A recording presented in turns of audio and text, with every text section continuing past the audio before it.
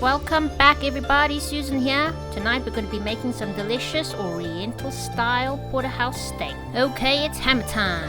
We're going to place our 2 steaks here onto our chopping board, a nice level surface, and we're going to hammer it with a meat mallet. It's hammer time. We're going to pummel these 2 steaks all over, leave no place unpummeled.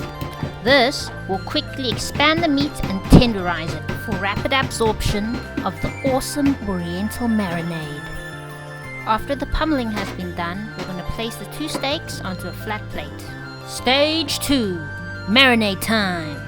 We start with a dust of black pepper, then a light sprinkle of salt covering the steaks. There we go. And now a hint of white pepper, followed by a splash of light soy sauce all over the 2 steaks. Then, to counter the salty condiments, a teaspoon dash of sugar. And now, a tablespoon of cornstarch to condense and thicken the brew. Now, add a few dollops of oyster sauce evenly on both steaks. And finally, to smooth things up, we're going to add a tablespoon of oil. Now we're going to mix everything on top of the steaks, smoothing and rubbing the ingredients all over. Don't worry about the underside. The marinade will be passed on to the other side when pan frying. There we go, it's all looking good. Moving on, we're going to peel and chop 1 onion into half moon rings. Go chop, chop, chop, and we're done. For the next step, we're going to add 2 tablespoons of oil to a heated pan. Now we're going to place the steaks with the unmarinated part onto the cooking surface. The pan should be hot and the oil bubbling. There we go, the first steak over there is busy sizzling away, and the smell it's giving off, it's so mouth-watering I can't explain it. There goes the second one. They're both busy sizzling away wonderfully. If you have any excess marinade left over, just pour it right on top.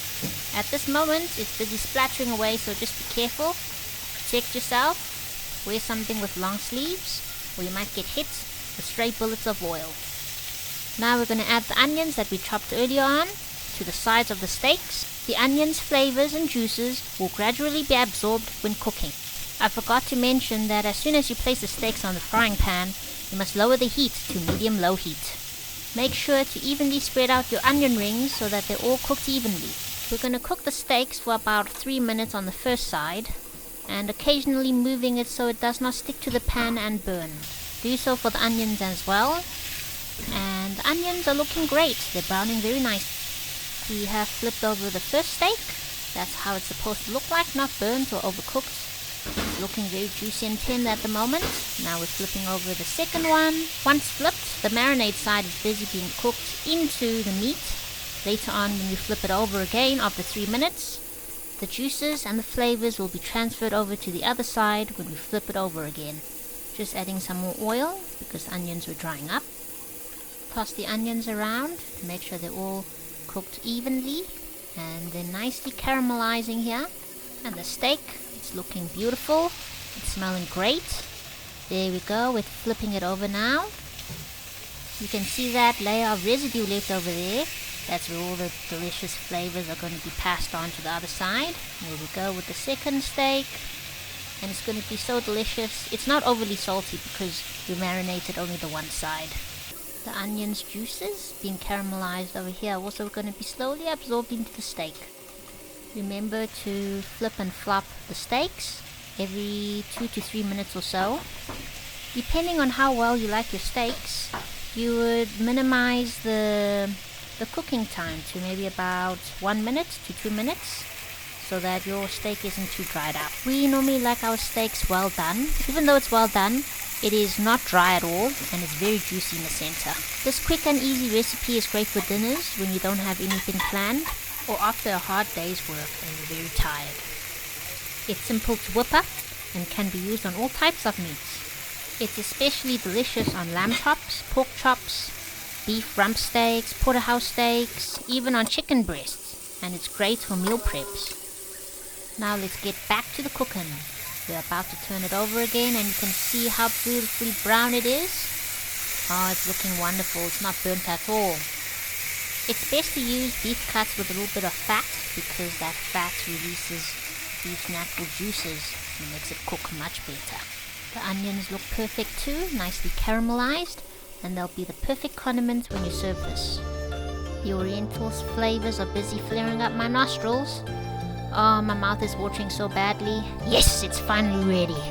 You can see that there is no sauce left on the pan. That's because all the juices and flavors have been absorbed solely into the meat. And that's why, even though it's well done, it is still nice and juicy and tender. Just dividing up the delicious caramelized onions here. We like to serve this with just some plain steamed jasmine rice or with some fried chips and onion rings. It's all up to you.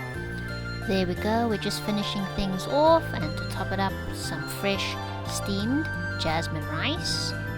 Finally, it's done, ladies and gentlemen. Look at this perfection. I can't wait to bite into it.